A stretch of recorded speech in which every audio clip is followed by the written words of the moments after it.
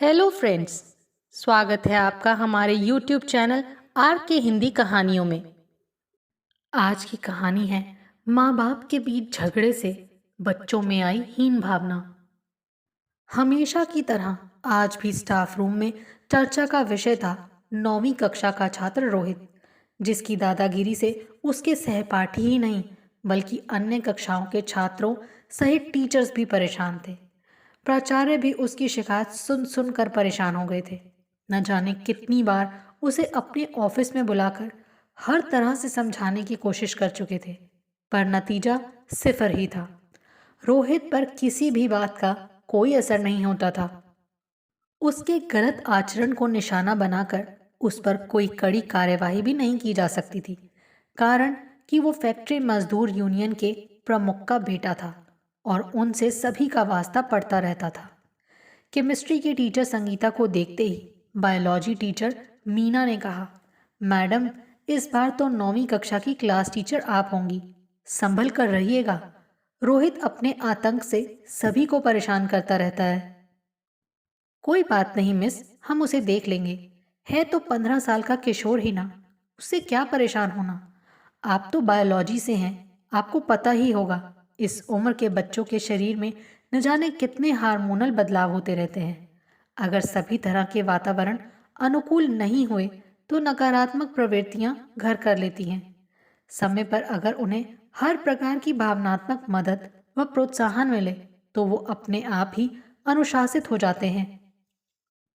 ठीक है मैम, लेकिन उस पर उदंडता इतनी हावी है कि उसका सुधरना नामुमकिन है।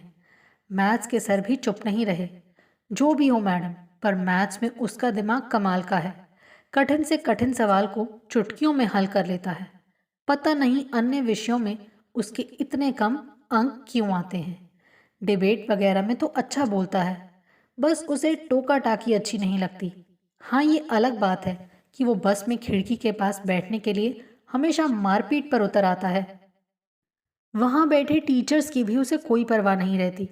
मैंने तो न जाने कितनी बार उसे लड़कियों की ओर कागज के गोले फेंकते पकड़ा है, जिनमें अनर्गल बातें लिखी रहती हैं। हिंदी वाले सर बोले। हिंदी वाले सर की बात को काटते हुए संगीता मैम ने कहा, छोड़िए सर, अब उस आतंकवादी को मुझे देखना है। कहते हुए वो स्टाफ रूम से निकल गईं। 9वीं कक्षा में क्लास टीचर के रूप में संगीता मैम का आज पहला दिन था। वो अटेंडेंस ले रही थी कि अचानक उन्हें लगा जैसे अभी अभी कोई क्लास में आया हो। क्लास में कौन आया है अभी? संगीता मैम ने पूछा, लेकिन कोई उत्तर न पाकर दोबारा बोली, जो भी अभी आया है खड़ा हो जाए। प्रत्युत्तर में रोहित को खड़ा होते देखकर संगीता मैम ने कहा, रोहित, तुम क्लास से बाहर जाओ और आने की आज्ञा लेकर क्लास में आओ। रोहित ने इसे अपनी बेइज्जती समझा। उसने क्रोध भरी नजरों से संगीता मैम को देखा और दरवाजे को जोर से बंद करते हुए बाहर चला गया। क्लास समाप्ति की घंटी बजते ही संगीता मैम बाहर आई तो उन्होंने रोहित को बाहर खड़ा पाया। उसे केमिस्ट्री लैब में आने को कहते हुए वो आगे बढ़ गई। उम्मीद तो नहीं थी कि रोहित उनके कहने पर वहां आएगा, लेकिन अपने आने से पहले रोहित को वहां देखकर वो मुस्कुरा उठी। अच्छा रोहित, मुझे ये बताओ कि तुम क्लास में फिर क्यों नहीं आए? इससे तो तुम्हारा ही नुकसान हुआ ना। आज मैंने ऑर्गेनिक केमिस्ट्री, केमिस्ट्री की कौन सी ब्रांच है, इसकी क्या उपयोगिता है नामक पाठ पढ़ाया है। अब तुम्हें कौन समझाएगा? अनुशासित होकर पढ़ने के लिए बच्चे स्कूल आते हैं। सभी टीचर्स को तुमसे कोई ना कोई शिकायत है। तुम ऐसे क्यों हो? क्यों इतनी उदंडता पर उतर आते हो? घर में अपने मम्मी पापा के साथ भी ऐसे ही करते हो क्या? कहते हुए संगीता मैम ने उसकी पीठ क्या सहलाई। रोहित रो पड़ा। संगीता मैम ने उसे पहले जी भर कर रोने दिया, फिर जब उसके मन का सारा गुबार निकल गया तो उन्होंने रोहित को आश्वस्त करते हुए कहा, संकोच की कोई बात नहीं है रोहित, अपने मन की बात कहो। जो भी दुख है उसे बाहर निकालो। तुम्हारी जो भी समस्या है तुम बेझिझक मुझसे कह सकते हो। यहाँ कोई नहीं है तुम्हें कुछ कहने वाला। तुम्हारा मजाक कम से कम मैं तो नहीं उड़ाऊंगी। इतना विश्वास तुम मुझ पर कर सकते हो। आज तक किसी टीचर ने उसकी दुखती रग पर हाथ नहीं रखा था।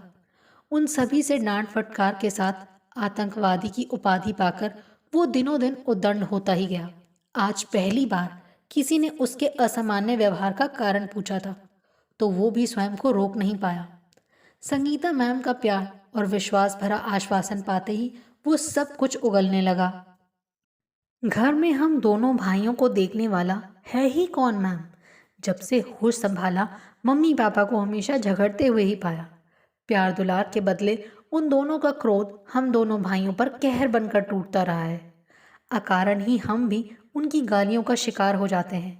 घर का ऐसा माहौल है कि हंसना तो दूर की बात है, हम खुलकर सांस भी नहीं ले पाते। मम्मी पापा का प्यार हम दोनों ने आज तक जाना नहीं, कहता हुआ रोहित सुबकने लगा।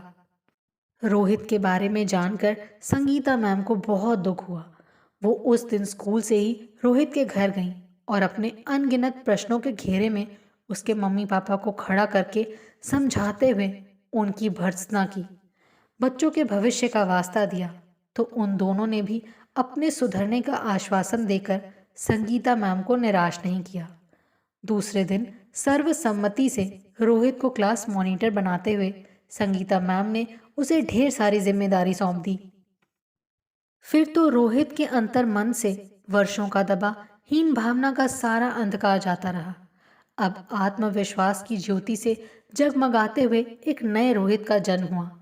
देखते ही देखते सब टीचर्स का मान सम्मान करता वो सबका प्रिय बन गया। संगीता मैम ने भी ऐसे चमत्कार की उम्मीद नहीं की थी। हर साल लुढ़क कर पास होने वाला रोहित अब क्लास में ही नहीं, स्कूल की सारी गतिविधियों में प्रथम आकर सबको आश्चर्यचकित करने लगा था। यूथ पार्लियामेंट नामक एकांकी में प्रधानमंत्री की भूमिका निभाकर वो सारे जोन में प्रथम आया। दिल्ली के मावलंकर सभागार में उसे पुरस्कृत किया गया।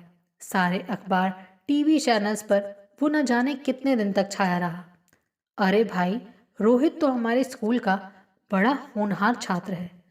जो टीचर्स उसकी शिकायत करते नहीं थकते थे, उनकी जबान पर अब यही शब्द थे। रोहित के मम्मी पापा के पैर तो जमीन पर ही नहीं पड़ रहे थे। वो संगीता मैम को धन्यवाद देते नहीं थक रहे थे।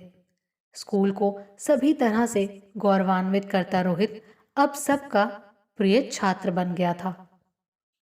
आपको हमारी ये कहानी कैसी लगी, प्लीज़ कमेंट करके ज़रूर बताइए। अगर आप इस चैनल पर नए हैं तो इसे सब्सक्राइब करें और शेयर करें। Thank you.